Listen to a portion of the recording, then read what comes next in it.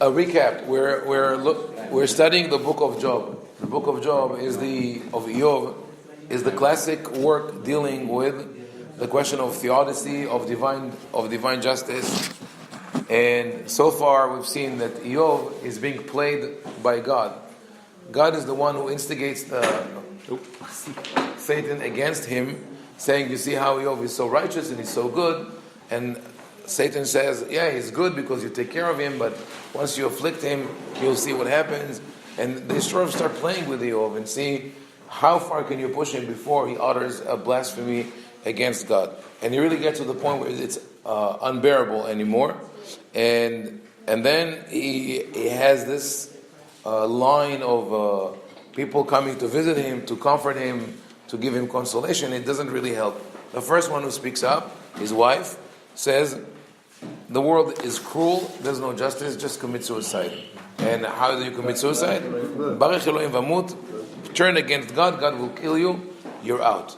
So, and it also shows that whatever he had in mind in terms of religiosity or faith, he was never able to convey it to his wife or to people around him.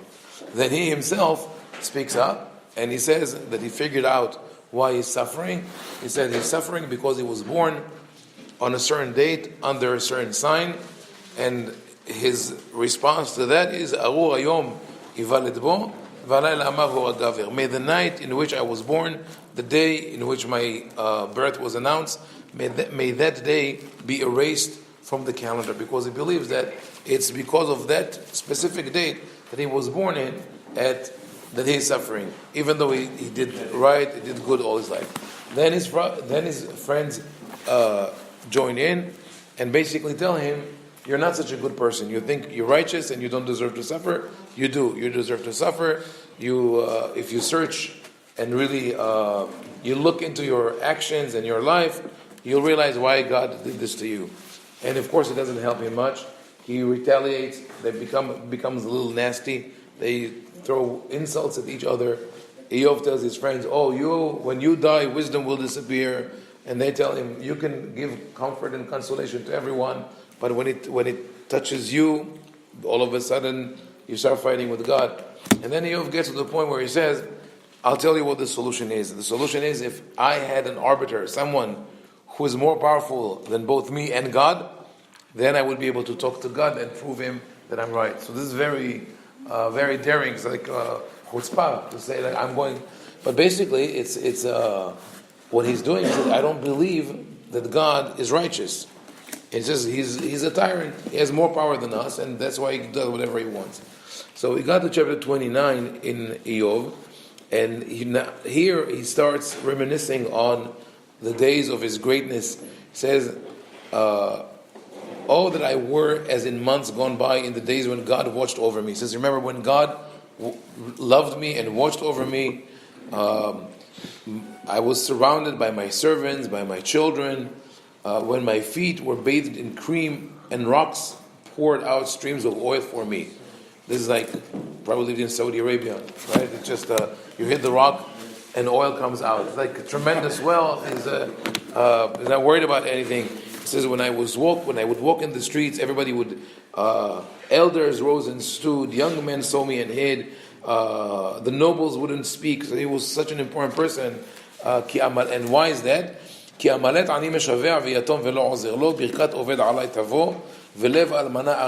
I saved the poor man who cried out, the orphan who had none to help him. I received the blessing of the lost. I gladdened the heart of the widow. And this is beautiful. So you think of Eov, such a righteous, generous man. He helps everyone. What was wrong with his religious observance? And the answer is it's already contained in what he said before. He remembers the days when he was blessed with abundance, with blessings, with respect from everyone. Why do they respect him? Because he does good deeds. So he's not doing it for the sake of the orphan or the poor or the needy or the widow. He's doing it in order to receive that affection and attention from people. It's not done for the right cause. Already it was from the beginning that his whole life of observance and faith were not conducted by the right cause, because he does it to avoid punishment. He doesn't understand God's ways.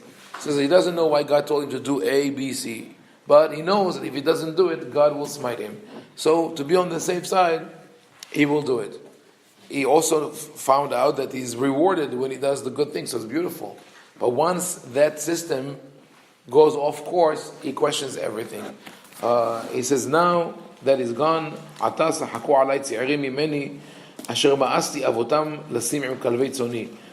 now those younger than me deride me, men whose fathers I would have disdained to put among my sheepdogs. So he feels shamed and insulted, but also I think you see that in it, it's a subliminal message. If he would have said, people who are younger than me deride me, stop here, fine. But he goes on to say, I wouldn't even consider their fathers worthy enough to be my sheepdogs, right? So he can talk in a very degrading way about other human beings. That means he has no true respect for human dignity. It's just him in the center of the universe. And he goes on another chapter and another chapter. Exactly. Right. That's chapter 31. He says, "Brit karati le'inai, u'ma'id b'nei betula." I have covenanted with my eyes not to gaze on a maiden. So like he's a righteous person. He doesn't look at other women. He does.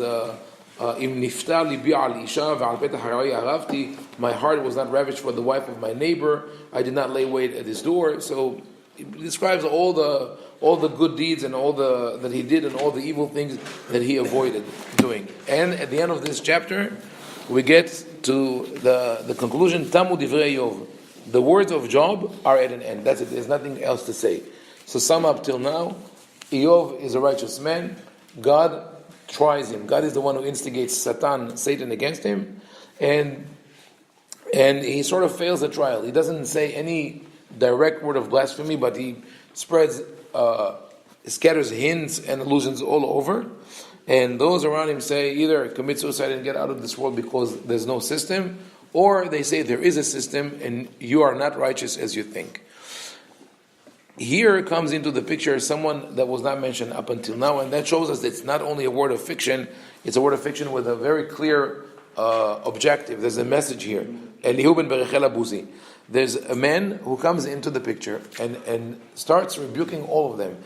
Vayihar af Elihu be'Iyov hara apo al tzadiko nafsho me'Elohim uvishloshet re'av hara apo al shalom matzu ma'aneh va'echsho et Yov. He's upset with all of them.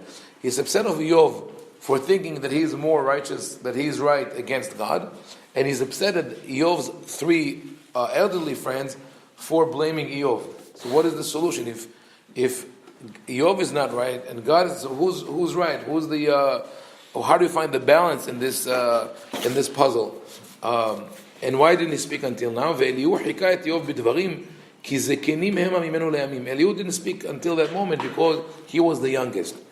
In the way that I understand this, that it was written by Jeremiah, Jeremiah the prophet, what he says here, Elihu waited until he spoke. He says there is an ancient tradition, and now there's a new understanding that is presented by Jeremiah. He says, so I waited. I didn't say my revolutionary idea until now because you're used to the ancient tradition. The ancient tradition is the belief that for every good deed, there is direct reward from God. For every evil deed, direct punishment from God. So, if people believe that and believe like a tit for tat, they end up living their lives in a very selfish way.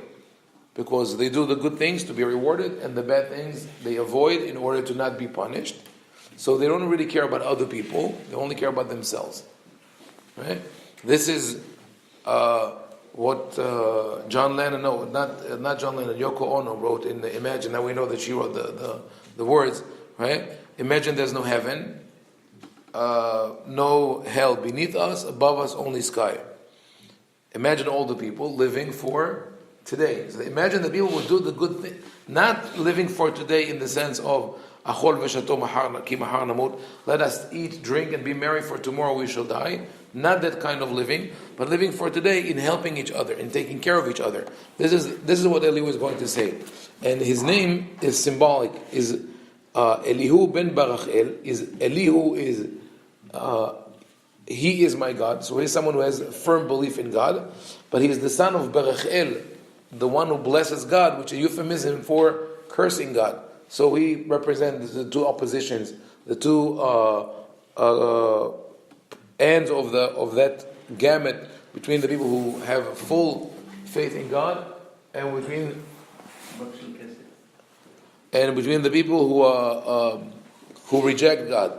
Then Israel is buzi mimishpachat Ram. The word buz in Hebrew has nothing to do with drinking. It means shame, the one who is disregarded and disrespected. But he's from the family of Ram, an elevated person. That is also the root of the name Jeremiah. Ram is in Resh and Mem, are in Jeremiah. So that whole thing is a setup, is just the preparation for a certain revelation that Jeremiah is going to deliver.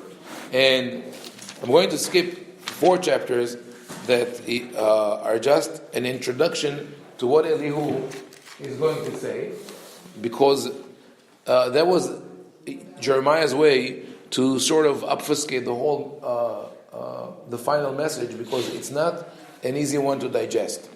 I mean, it makes a lot of sense.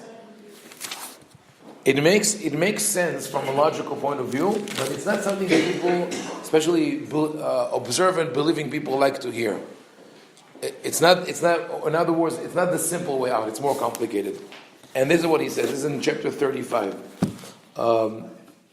For 3 chapters, Elihu just says, "I'm going to talk now. I'm going to tell you something." So it's a way of the author to say, that if you're not ready for the message, leave now. But if you're dedicated, you'll stick with him and you'll find it. So in chapter 35, he says this: "Hazot hashavta lemishpat amarta tzidki me'el." Do you think this is just to say I am right against God? Ki tomar ma yiskon lach ma u'il mehatati. What is your argument? He asks Job. You ask how it benefits you. What have I gained from not sinning? So this is the problem, that we come into this lifestyle of observance or religion with the mentality of the commercial world. In the commercial world, in advertising, in marketing, there's an acronym, WIFM. Are you familiar with that? WIFM. What's in it for me? WIIFM. What's in it for me? How do you sell a product? Sell it with the mentality of what's in it for me. Even when the city advertises, don't step on the grass in Yerushalayim, that's how they used to do it. Al tidruch al hadeshe, ushelcha ubishvilcha. Right? Don't step at it on the grass because it's yours and it's for you. They don't say think of others. No, think of yourself. Right? So, and when you sell a product, it's all about how you are going to be important or admired, or you're going to enjoy. So it says, this is what you say when you come to the faith or observance. You say, "Ma iskon lach u'ma u'il mehatati." How is this going to benefit me? He says, I will answer you now. Ani ashivcha milin ve'et ra'ai chaimach. Habet shamayim mur'eh v'shur shehakim gavu mimeka. Look at the skies high above you. Behold the heavens and sea. Meaning, contemplate the greatness of God. God is all powerful, omnipotent. He is all knowing, right? Im hatata ma tif'al bo ve'rabu fesha'aicha ma ta'aseh lo. If you sin, what do you do to him? If your transgressions are many, how do you affect him? How do you affect God? If God is all powerful and created the whole world, is God going to be impacted if I keep Shabbat or I don't keep Shabbat? If I eat kosher or I didn't eat kosher?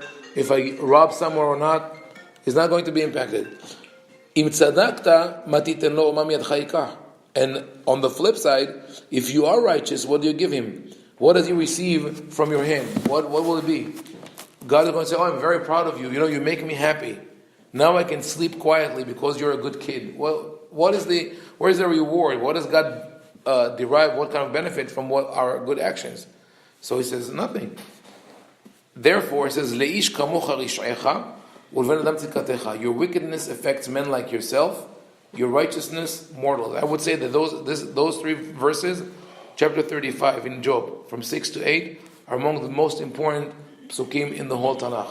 Because what he says here, forget about this whole system of you and God, you do good, God rewards you, you do evil, God punishes you. Forget about this mentality of, I'm doing it to please God, even though it's still in all our prayers, right? If for the sake of God. No, it's not about that. It's between you and other human beings. What you do good benefits you. When you do evil, it comes back and bites you. So, why this is not popular? Because people like to have the idea of, okay, I give a little charity, God will protect me. I come to the synagogue on Kippur, no accidents, and so on, right? For everything we have, I study Torah, I will not be afflicted by diseases. It doesn't work that way. We say it all the time. Nachon? Oh, yeah. His revolutionary idea Yes. is you don't have to respect the elders because it doesn't mean that if you are elder, you know better. Yeah, that's also right. That in itself is a revolution. He says you have to think differently. So the problem with that theory is that it is throughout the Torah. The Torah always speaks about the miracles, right? You do that, miracles, rain, health, prosperity, victory. Right. Yeah, and of course we have to respect the elders, but the ancient tradition does have grounds to rely on. It's in the Torah. I would say that the original system that was put in place of sachar va'onesh, of reward and punishment, was done as a marketing tool. How are people going to buy into the new religion? No, God doesn't have any physical image, no idols, and a lot of restrictions, a lot of commandments. Nobody would buy that. So the Torah says, no, it comes with benefits, amazing rewards, and terrible punishments if you don't follow it. Okay, so we'll do it. After 1,000 years of biblical period where everybody already was doing that, and they sort of bought into it, now God says, okay, now the training wheels are off. You're on the bike on your own, and this is where we are since then. We don't understand why God created the world or why He put evil in the world. That we don't understand. But one thing that we should have in mind that 90%, there's a 90% of the evil in the world is in human hands, and if we do the right thing, we could fix it. And even when it comes to the medical world, right? If just people would have take care of what they can control, like hygiene, right? People who die because of accidents, because of carelessness in hospitals, at work, on the roads, petty crimes, all kind of things. If we didn't have to put all the resources to fix those things, then we would have more resources to treat the serious things. There is a balance. We can't just say, "Oh, but God brought it upon us." This is the conclusion of Yov. And it was hidden in there, believe for thousands of years, because people don't want to look at it that way. But this is what he says: at the end of the day, it's our responsibility. God intervenes once in a while to ameliorate this, to make the situation better, but not always. And if we do what is within our power, then we have the right to turn to God and say, "Now you do what's within your power." So, it's there for us to make choices. Yeah, it goes back as far as even Adam and Eve. Put that in there for us to make the good choices, not the bad choices. Right. So, but we have to make the good choices thinking of others, and if we do that, then and the truth is that the world has advanced because people put their mind into trying to help others. But every time that you have great evil, whether it's terrorism or wars or dictatorship, that it's a setback for us. So that is, I think, the final message of Yov. So we'll conclude here for today, and then we have the final conclusion of Yov, which will continue tomorrow. For now, Baruch Adonai, l'olam v'amen.